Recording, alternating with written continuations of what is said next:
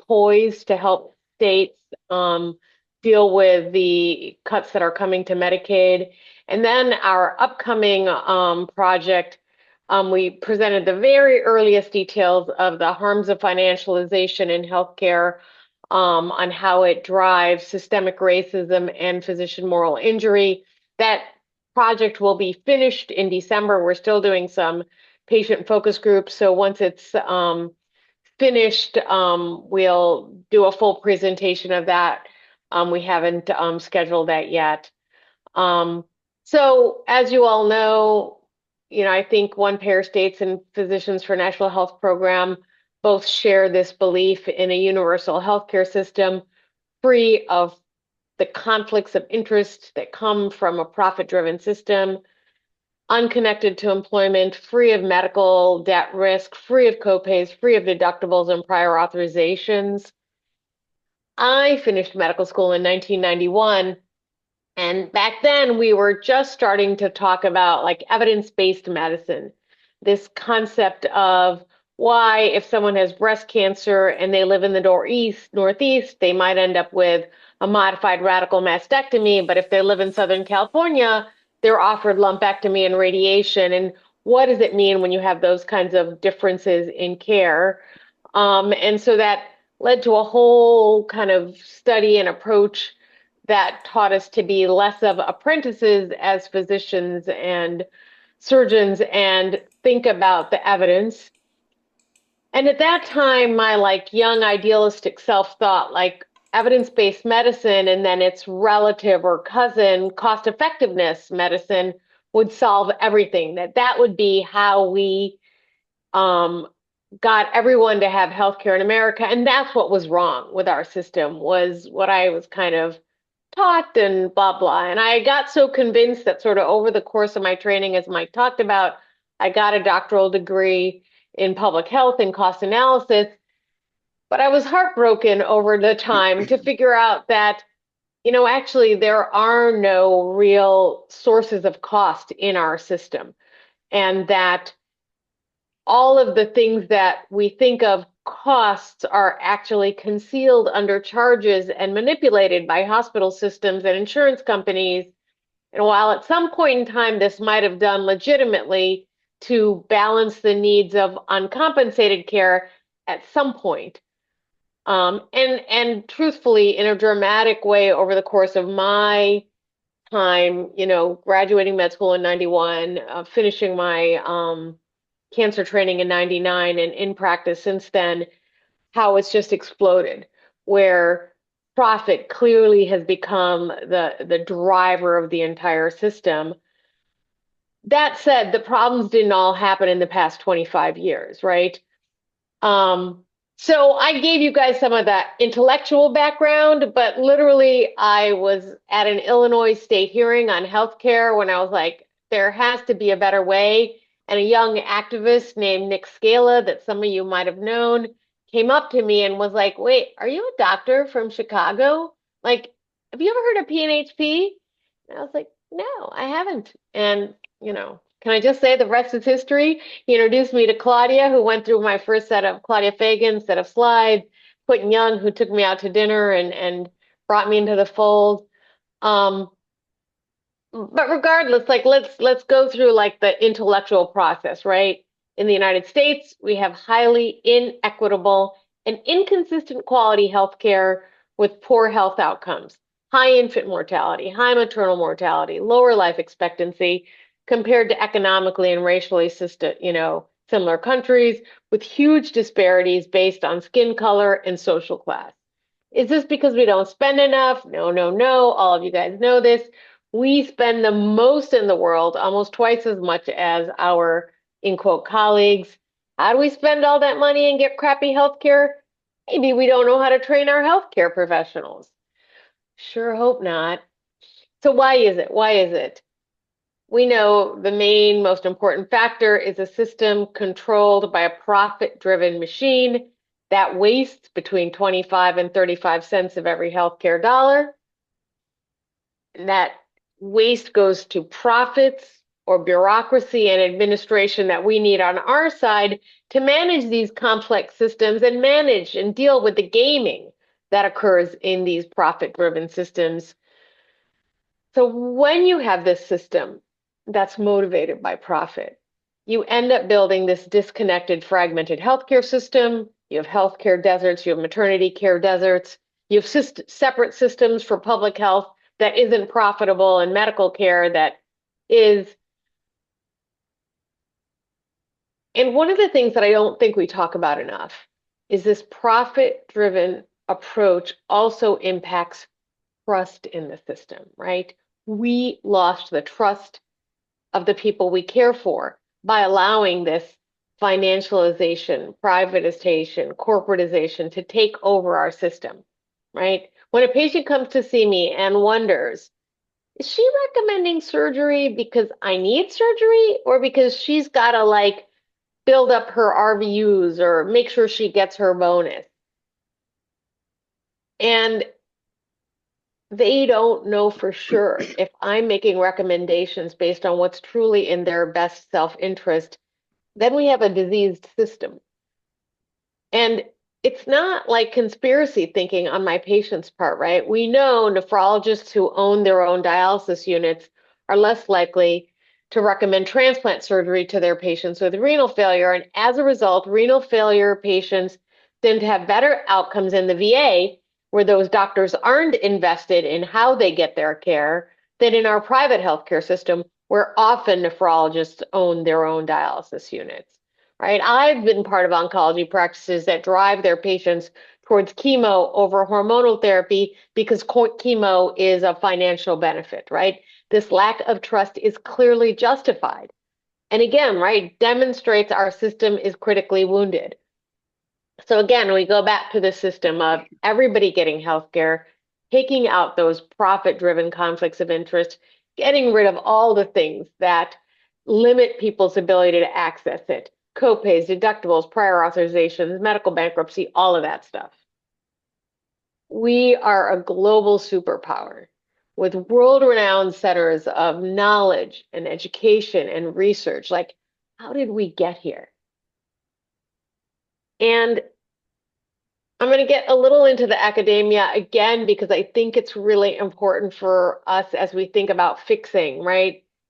There's this concept of epistemic racism or cultural supremacy, androcentrism, also known as sexism, and of course, persistent systemic racism and malignant capitalism, right?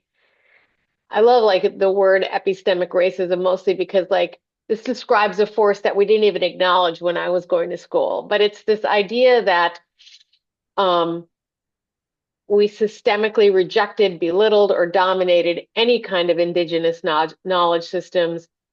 And Western knowledge at that time was thought to be privileged as the sole valid or objective truth. And of course, androcentrism, you all know, sexism. So back when the medical system in the United States was first developing, right, when leeches were still thought to be therapeutic and priests accompanied doctors as they worked, university trained doctors realized like lay healers and midwives were keeping potential patients in their neighborhoods. So because they wanted, though the business essentially, they demonized and sidelined those practitioners. And it's easy to argue, right, that there was also an element of sexism wrapped into it because most of those providers were women, right? And I will say this, right, like this is the first episode, and then there's another powerful episode of this ongoing role that physicians played as the original spin doctors. So I don't know. I hope many of you guys are familiar with like the 1973 Witches, Midwives, and Nurses. Anyone ever read that? No hands. Oh, I see some shaking hands. I mean, it's awesome. If you look it up on Spotify, it's like a 2-hour thing. It's from 1973, but they also included like an update, so they cover some of the research. But anyway, it's fascinating. But back then, before we understood germ theory and vector-borne disease, these wise women of their communities, they swept their areas clean, right? They kept cats to eat the rats, understanding they didn't get bubonic plague, but it was true that rats were, but like now we think about like, oh, a woman with a broom and what do we see in our minds? We see witches. And and it's not an exaggeration, right? That was the beginning of saying like those people are not science. We are science. We are superior. And we can trace our rejection of preventive health, right? And the focus on disease back to times when like nutritious recommendations, like all talking about nutrition, well, that was like old wives' tale if that might be curative. Like now it seems so obvious, right? Wow, a warm hydration that has salt and protein, that would help someone be cured, right? Like soup. Anyway, but like it's no exaggeration that that was the underlying thing that put us on the path where capitalism and profit were drivers, but also this idea that science and Western knowledge was somehow superior to things that just made sense. And of course, the sexism, like I said. And then we developed this disease-driven coding system where payment was based on the burden of disease, not the extent of health. And so this intensified our shift away from prevention towards disease treatment. American healthcare abandoned prevention, and our profit-driven system essentially betrayed our patients. And so, in some ways, it is not in any way surprising, right, that we have Robert Kennedy, Mehmet Oz, and Casey Means, hope likely, as the three most powerful national healthcare positions, right? Department of Health and Human Services, head of CMS, and then Surgeon General, right? Manipulative con artists who don't believe in science, promising to make America healthy again while they exploit the system for profits, whether they're suing pharmaceutical companies, shilling for health insurance corporations, or selling these elixirs and false promises. And the people, right? Our patients trust them more than they trust us. And we can't like discount like these interwoven systems of capitalism and systemic racism and how those forces are still so powerful, right? We can put a whole bunch of blame on the 1910 Flexner Report, whose racism and narrow-mindedness led to the closure of schools that educated Black people and women. And, it was the history. The AMA originally did this, and originally they resisted providing healthcare to freed slaves.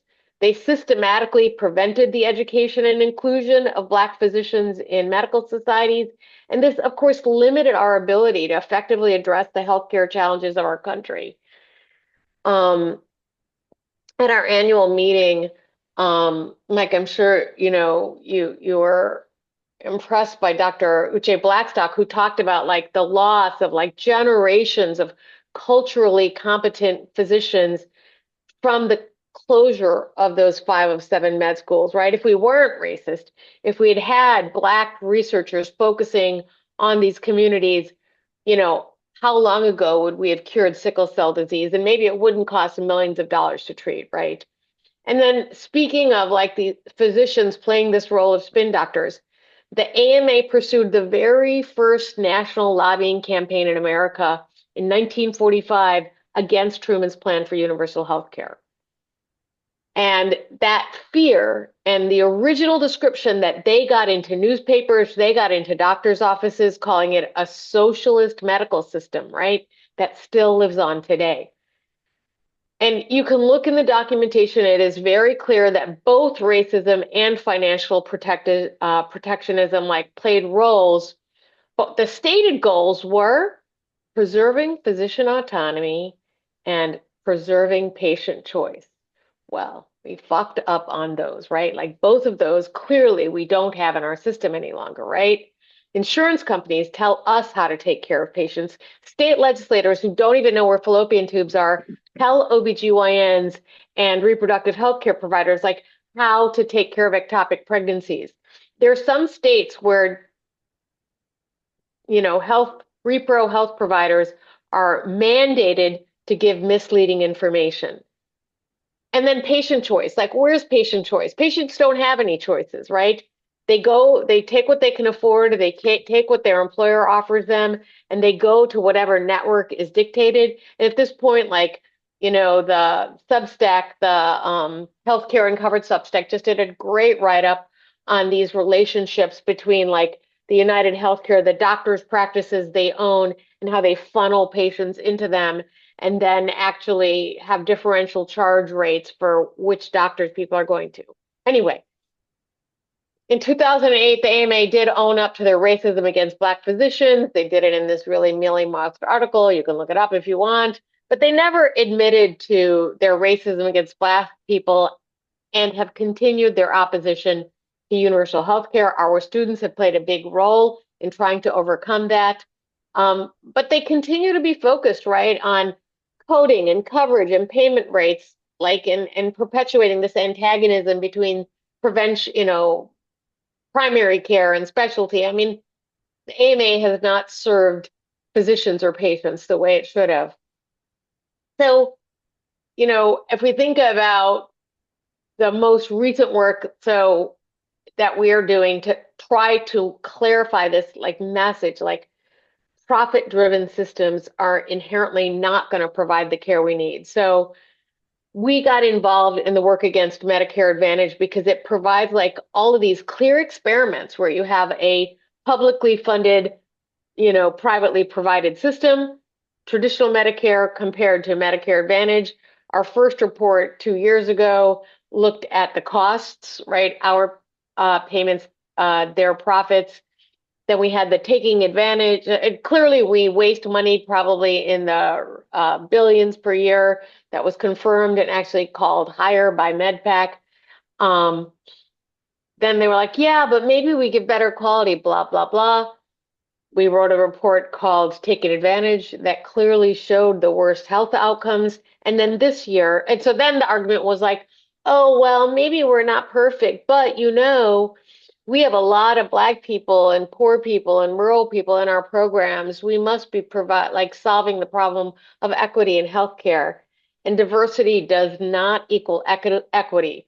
We just put out a report that clearly demonstrates that Medicare Advantage worsens the structural racism, that for communities that are historically marginalized and under-resourced end up being trapped in these lower quality Medicare Advantage programs because these insurance companies have successfully prevented our legislature and our government from making Medicare actually accessible to all seniors because it's limited by cost, right? The deductibles and the copays. You need Medigap to be able to actually afford traditional Medicare. And then we did a report that we're just having a webinar on it on November 20th. You can find so I should have like remembered to get the links and I can send them to Mike. Or I'm sure Mike, you get them. That you guys should come to this report. So the Medicaid deprivatization report is a great report because it actually is right now, we're getting Medicaid funding cut. What can we do about it? And it looks at the example of Connecticut and when Connecticut deprivatized its healthcare system, how cancer detection rates went up, cancer survival rates went up, and they saved $13 billion. More doctors started accepting Medicaid because they didn't have to deal with all that Medicaid Advantage companies. I'm saying Medicaid Advantage, but they're the same companies that are Medicaid. It's just that there is no private Medicaid except for in states that deprivatize it, like Connecticut. So,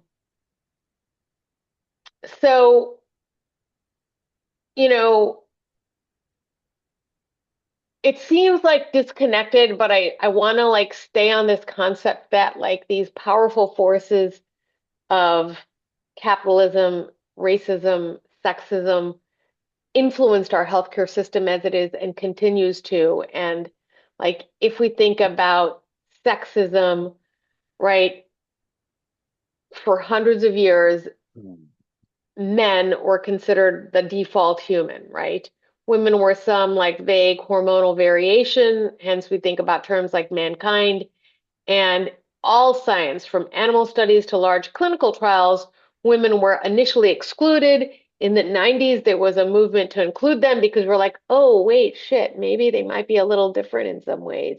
And maybe they might respond differently to aspirin or to an operation or to a medication or have different pharmacologic breakdown of drugs. Even since that huge movement in the 90s, it's 30 years later, they still make up less than 50% of most studies today. And then you think about other, seemingly silly things, but like we reimburse male cystoscopies at higher rates than female cystoscopies. Like, what sense does that make? I would argue it should be the same, but if you're going to choose one that might be easier, well, one might be easier. And bladders might be at higher risk if you think about obstetrics, that we could do gynecology on another day, but regardless, like even think about automobiles, right? Like the lack of female crash test dummies makes women 17 times more likely to die in a car accident and 73% more likely to sustain serious injuries, right? Maybe that's not related to healthcare, but I think it's the same force, right? That all of this harms women's health and likely contributes to our dismal maternal and infant mortality rates. And it kind of brings us back to this conversation. So, will universal healthcare, free of profit motives, fix all of this? It is necessary, but not sufficient. And the truth is, we have the opportunity to have in our mind all of those forces as we think about it. How we lost trust in the system, how racism and sexism played into that, and how we can repair those mistakes. And none of this shit is rocket science, right? Like the solutions to this are not things that we haven't figured out yet. So all of this stuff, right?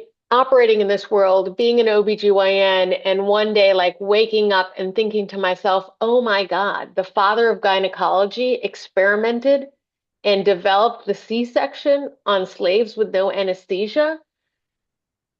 How can I exist in this system, right? All of those forces are the things that brought me to the work we all do, right? To try to improve healthcare in America. And I'll just say that one of the nice things about being the PNHP president is I get the chance to talk to a lot of students. I talk to a lot of residents. I talk to younger physicians. And one of the things that comes up is this issue about like, what is the cost of speaking out? And at the same time, like as they're like struggling and feeling like they're not doing the right thing, like what's the cost of remaining silent? So the last project, PNHP project, I mentioned this study that I led, funded by the Robert Wood Johnson, interesting funder. We'll talk about it another time. Regardless, the study examines the harms of financialization on systemic racism and moral injury, right? And so moral injury and moral distress, those terms come from the military, but essentially they describe working in a system that conflicts with one's moral values, with betrayal of leadership at its core. And as privatization, corporatization, financialization have taken over healthcare, of course, we see this erosion of physician autonomy and a decreased emphasis on patient care. I'm going to take 20 seconds to just be like, wait, why do we need three words? Aren't they all saying the same thing? They're actually not, pitiful as it is, right? Privatization was that first move as we stopped, and was always part of medicine of private provision, but corporatization was as these big companies took over, and we've seen these huge vertically and horizontally integrated systems. And then financialization is this specific concept that like the pieces of a healthcare system, the healthcare workers, the building, the land, can all be considered financial entities, and we can decide, oh, this piece of land in Atlanta is worth way more than this community hospital. We're going to be private equity and we're just going to sell off the cheap pieces and then sell the land. And that's how we're going to make profit this year, right? That's financialization. So regardless, in response to this crisis, we see fewer people going into medicine, more people going into admin. And, shortages all over the country in many different ways. And then there's been this really pitiful like surge in physician wellness initiatives and studies on burnout. And burnout focuses on individual solutions, right? Meanwhile, not unexpectedly, the nurses were smarter about all this. So if you look in the nurses research community, they understood what its members were actually feeling, that it was this moral distress and moral injury, not burnout. And so they started researching it. They focused on individual, team, local influences. So our project builds on this work from the nursing field and adds this focus on getting beyond the local influences to the systemic influences. Um, and I'll say, like, I've just been like immersed in all this stuff, like doing interviews, talking to doctors who are just like trying to do the right thing, like trying to take care of patients and knowing that they can't do it and knowing that there's no amount of like yoga or mindfulness medication that like fixes this. And so then you think to yourself, like, what else can you do but be an activist, right? Like that's all like that's left to you. Um, but I do, want to say that like I grew up understanding that there is a cost to activism, right? That my father spent a significant part of his young life in and out of jail. Right? He wasn't like somebody who talked about it a lot, as men of his generation, don't really talk about trauma.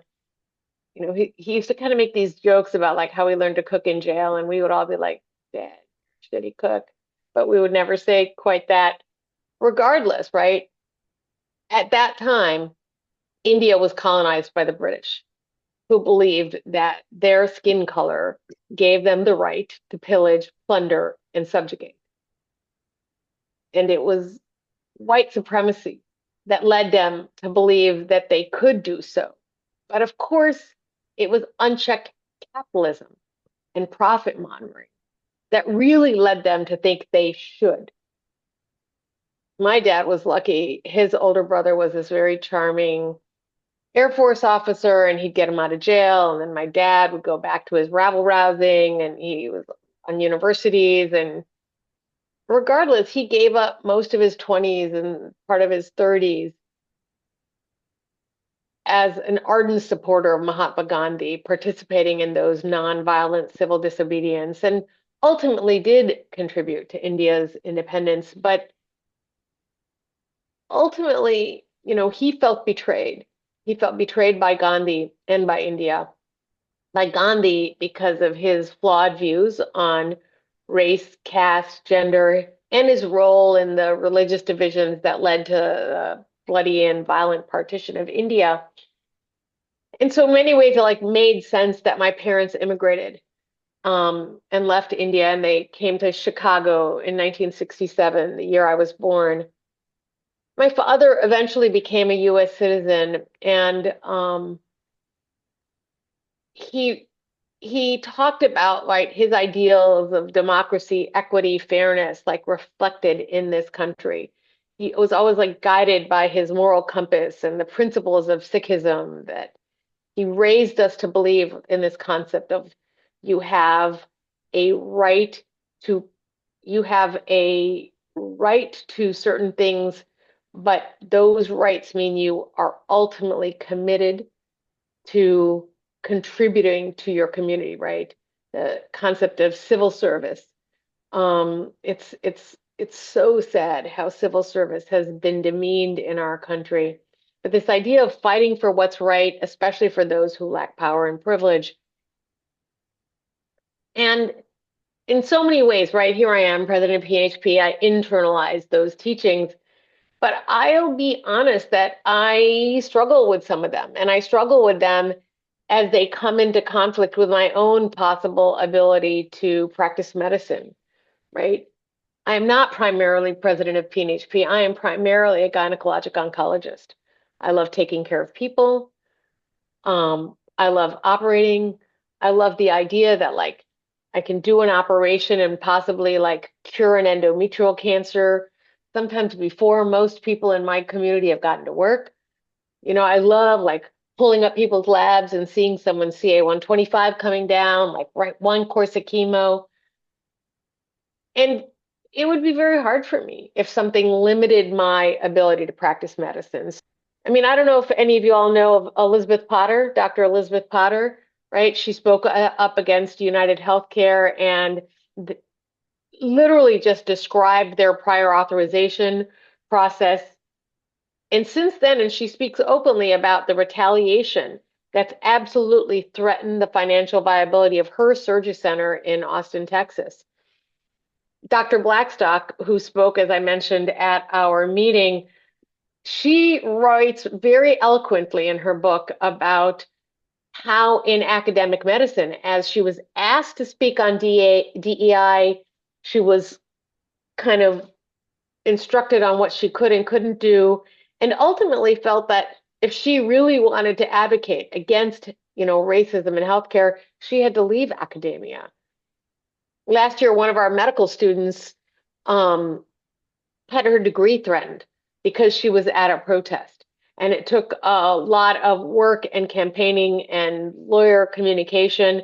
She ultimately was able to graduate and go to her residency. Um, and a few weeks ago, one of our PNHP board members, um, her spouse was violently detained while peacefully protesting ICE in Chicago. And he got out eventually, and it was just a photo op thing because, what's her name? I'm blanking on her name at the end of the day. Regardless, um, I know it's like a Freudian thing when you can't remember these names that you think of as evil people. Christy Nome. Thank you. Yes, Kristi Noem was in Chicago that day and was getting a photo op. Regardless, right? Like the trauma of that for her and her family and for all they did. They all essentially like bore those costs of speaking up. Um, and I bring up these issues like not because I think it should limit us, but I think like as we interact in the world, as we try to activate others, I think it's really important that we think about who they are and where they're coming from, and also remind them that there's lots of ways to contribute to the movement and that we can't really stay silent. Certainly, as physicians, we can't. Certainly, as patients, we can't. But if we stand collectively, whether it's one pair states or PNHP or indivisible, right? That that power of the people is just so very real. And like our elections last week suggest, right, that people understand that they're not getting what they were promised. Um, and so I take hope in that. I take hope in the students and the residents that are part of our movement. Um, and the fact that, like, even with the government shutdown, we met with so many staffers from so many congressional offices that were interested in hearing about these reports and wanting to do what they could. And the truth is, even if it's not being introduced in the way we want it, healthcare is part of this conversation. We just have to get it to the solution that we know is a solution and not solutions that just give more money to insurance companies. So I did go over my promised time to talk, so I'm going to stop talking and take questions. I don't know, Mike, if people put questions in the chat or if specifically you all want to hear about more of the reports that we did or more details about anything. Um, you are absolutely so welcome. So I see Catherine has a question. I think you have to come off mute. Yeah. Yeah, I don't have a question. I just Ah, have two quick things to say. I really appreciated everything you said about activism. But I want to add one point. because of what we're living through right now. I think I am a political activist and I have been for 50 years, and I grew up with two parents who were. So uh, I think what we all need to do right now is to figure out how much risk we're willing to take in the actions that we're going to do. And everybody is in a different place about that. We need to figure out what our lane is. So I just wanted to add that and really appreciated everything you said. The other thing I wanted to say was I live in one of the six targeted states on the Wiser pilot program, and I am on the coordinating committee that Anna Manilow put together. And my lane, I'm a retired writing teacher. I'm not a doctor. So my lane is writing and doing presentations, which I've been doing nonstop for the last 30 days since this group got together. And I'm a longtime supporter of PNHP donation wise. And I do believe, obviously, in single payer.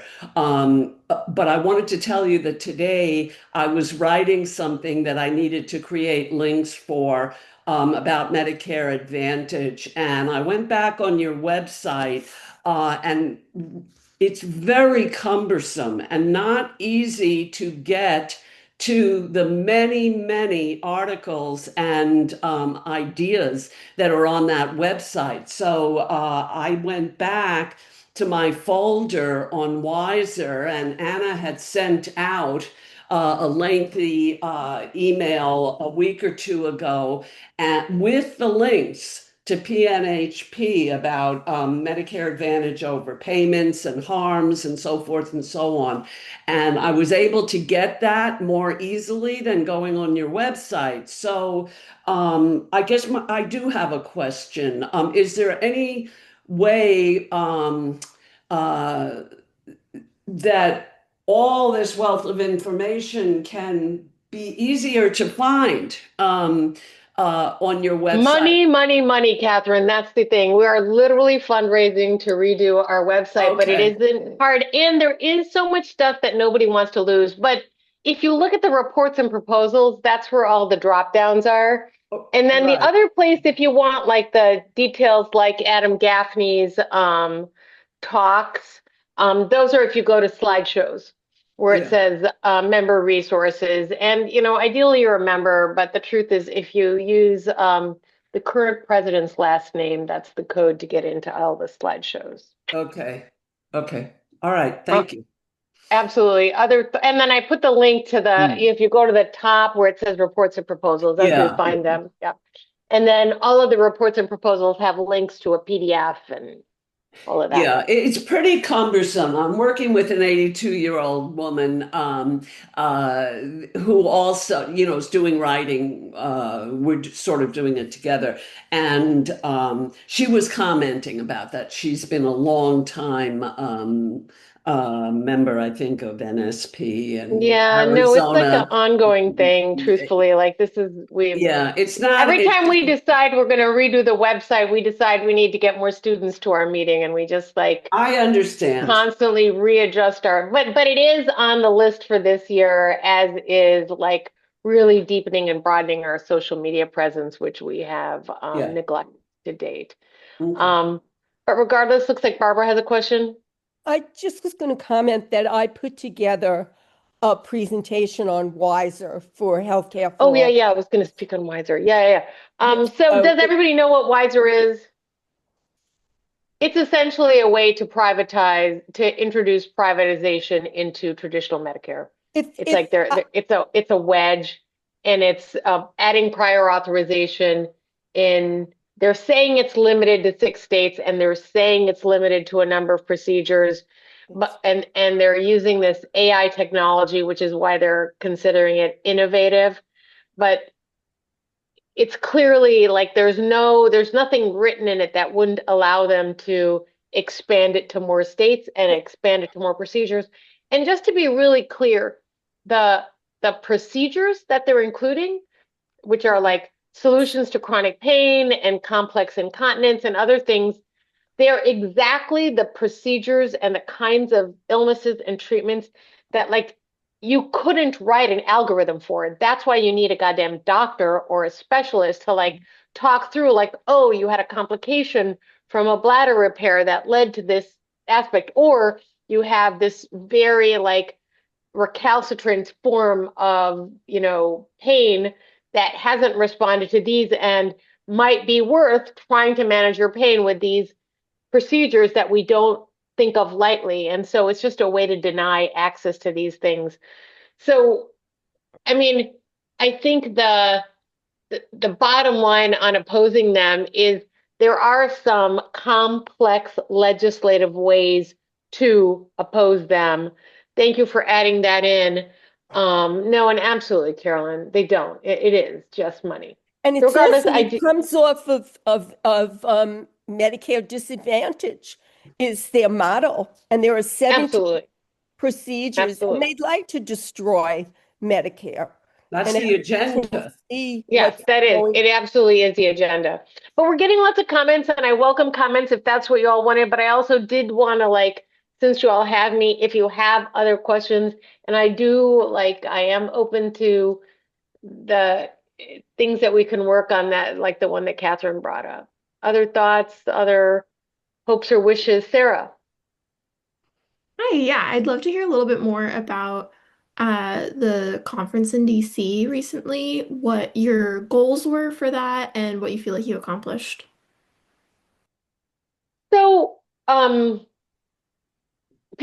has evolved as an organization, and traditionally we used it mainly as a way to introduce people to our slide sets, and we used it to teach people how to go out. Steven's laughing. Stefan is laughing there. Um, you know.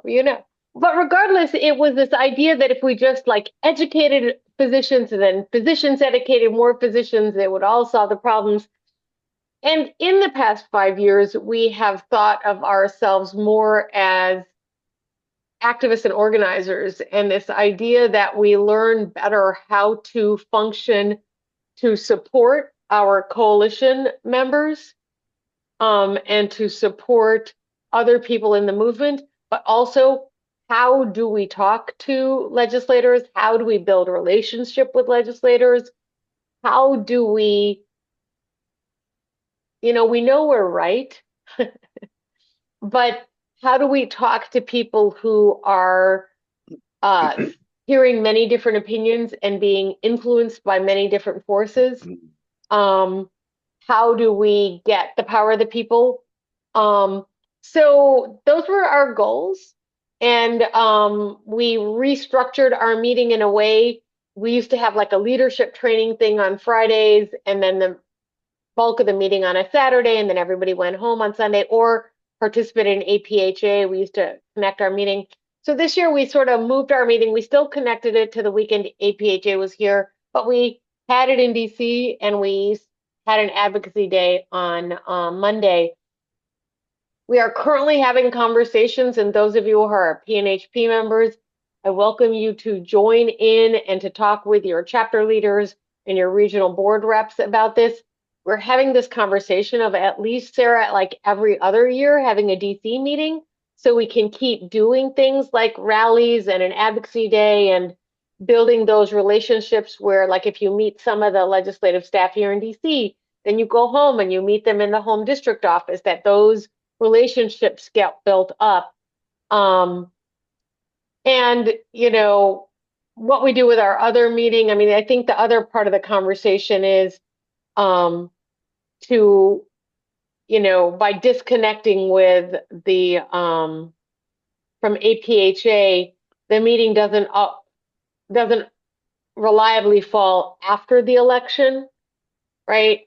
And so trying to move it so that our meeting is after the election so we can do this work of organizing and strategizing and stuff better. So those were some of the goals of our meeting. And I think they reflect some of the ongoing goals. We also had some excellent panels. We had a panel that included um, uh, I'm not going to do all the groups well. We have really a lot of great coalition members, Be a Hero, um, American Economic Liberties Project, um, Popular Democracy. Um, I'm forgetting things, but regardless, like had opportunity for our partners in the movement to speak with our members, to talk a little bit about how they think about organizing, how they think about power building, um, how they think about working with us. We had a whole bunch of our partners. Um, the latest partner to our group, Sister Song, I was really happy came to our dinner and participated because I don't think we've built our connections to the reproductive justice movement. Now, the reproductive justice movement is a complicated one because people like Planned Parenthood are providers, and so they play a different role in advocacy. But regardless, we have work we can continue to do that way. So a lot of work to do above and beyond rebuilding our website. Mike, thoughts, questions? Just to let everybody know, we are recording this, but it's not using the cloud. Many people are a little sensitive about that. It just goes to my computer, and then I will send if it's okay, Diljeet, to send the recording out to everybody later. I had some It's questions. fine, Yeah. Mike, but just because I did mention some details about my MDA, blah, blah, like if we could keep it in the OPS family and not publish Okay. it, that would be ideal. Okay. Okay. The other is whether you've found whether any of the medical schools are reluctant to allow SNAP chapters. Oh, yeah, right. So, EVMS in Norfolk like pushed back so hard when Edward C. tried to start a chapter.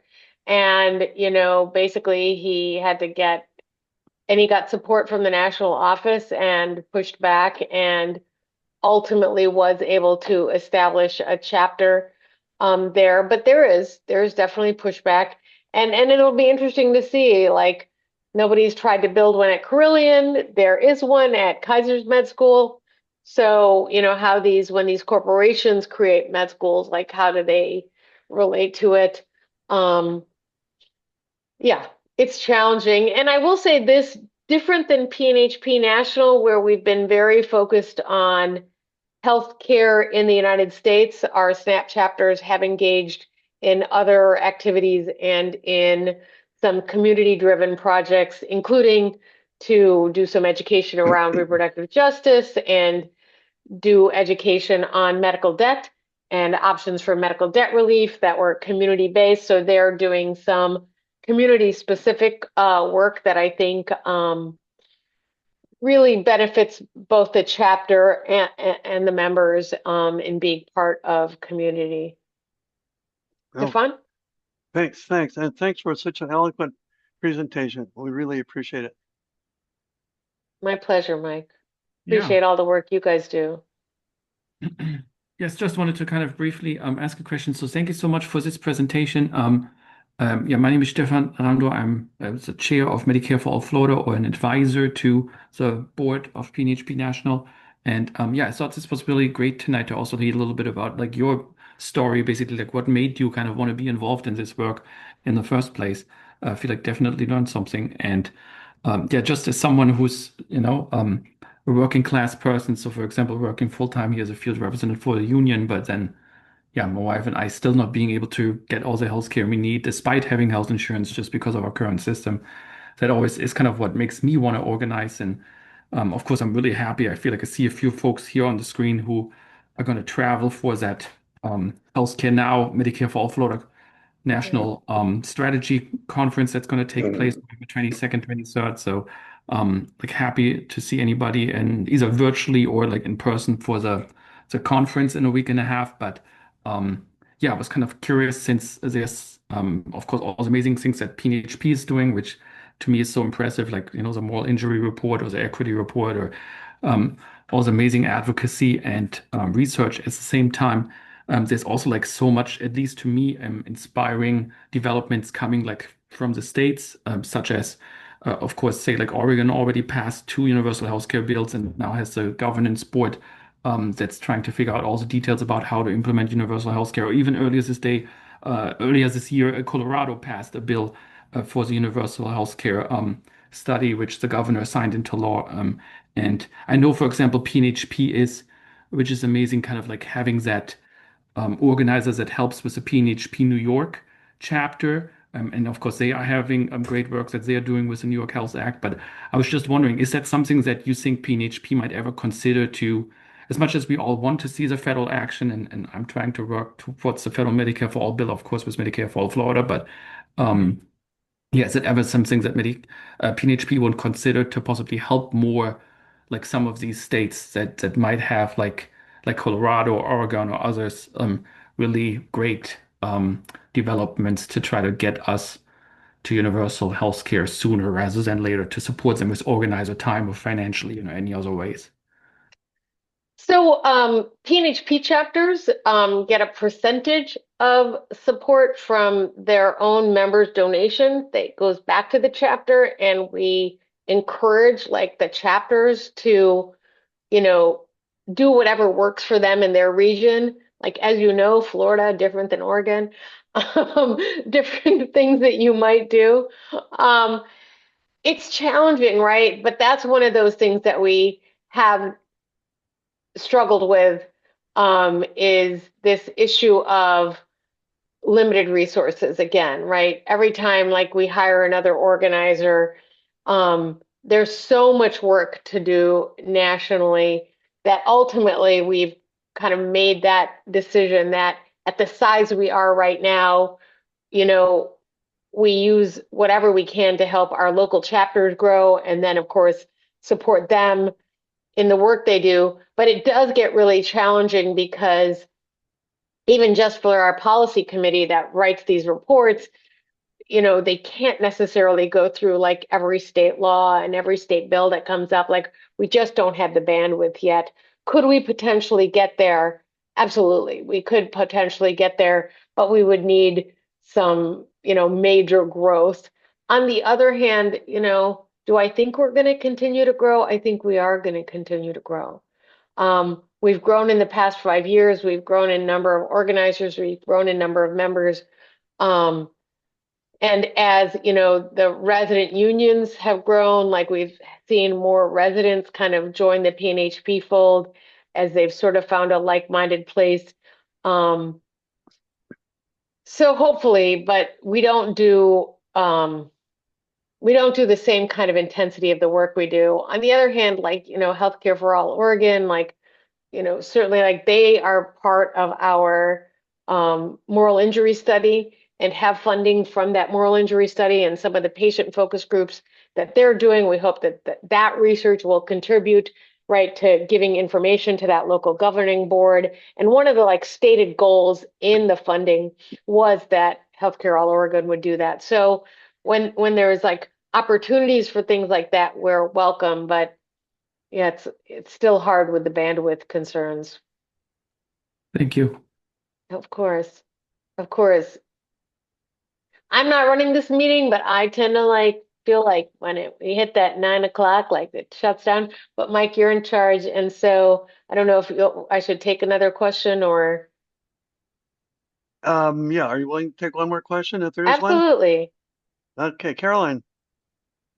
I'll ask a question. Good to see you, Carolyn. Good to see you too. Thank you for joining us so much. And I was wondering, I mean, I'm sure there's a tension within PNHP about physicians versus non-physicians to some extent. I mean, it seems like it's been handled very well, certainly. But, I just wondered, there's a lot of talk about, the youth advocacy and success with student chapters. I have heard little bits and pieces about establishing chapters like at public health schools. There doesn't seem to be a lot. I come from the nursing community, so in the nursing community, and my sense is that at least at some places there might be really good acceptance of PNHP and advocacy for PNHP's goals. And I just wondered if that's something that you're working on, that's a focus, that would be a focus if you had more resources, just sort of if you could say anything So, about the status of that. yep. So multifold. I think that it's hard. Like our history was very strictly physicians, and certainly like that's our funding base, so to speak. But I feel like, Stefan, like you probably know this better than I, but like Florida did a really good job. Florida students, like they realized that the way that they would achieve power was by having a statewide organization. So instead of being school-based, they made themselves Florida SNAP. And I think that has allowed them to really broaden.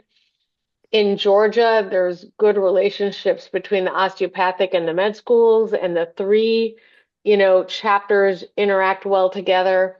So could, nursing school and there are like undergrads and other people in a lot of SNAP chapters. I don't know if any of y'all know Rachel Madley, who works with Wendell Potter. Like she was one of our SNAP members who decided not to go to med school and ended up being like Jayapal's healthcare advisor and now works for Wendell doing this advocacy. So, I mean, I think there is value to doing that. Um, our goal is to get one at every med school and then hope that the power of that grows.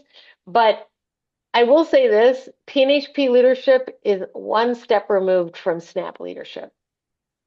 The students make their own decisions. The students are organized differently than we are. They self-govern.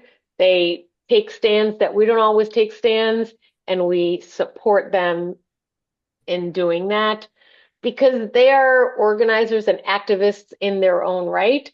So we consider ourselves like sister organizations, so much as not this, but like that.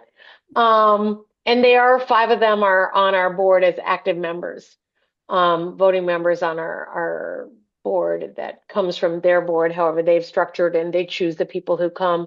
But I think ultimately, like that is the answer, Carolyn, right?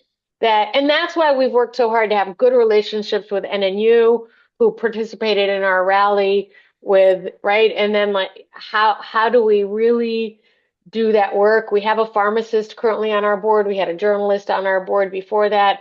Like we do try to have people on our board who are not physicians because we think that influences us, but it all depends on interest and other things.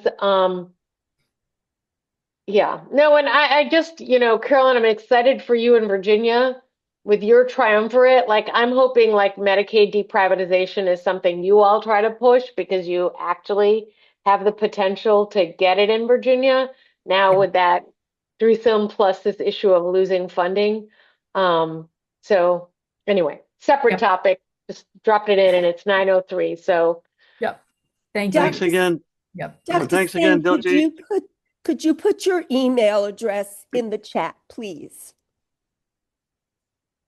And thank you so much. Mike, too. Thank you. And thank you to everybody. We need as many different kinds of people as possible to create change. absolutely, absolutely. My spiel. Anyway, And to keep these Appreciate programs everything y'all are doing. coming, please donate to One Pair States. The link is in the chat. Thanks, Diljit. go You're have your dinner, welcome. Mike. You need Good to have night. dinner, probably. Good night. Good night, all. Good night. See you again soon.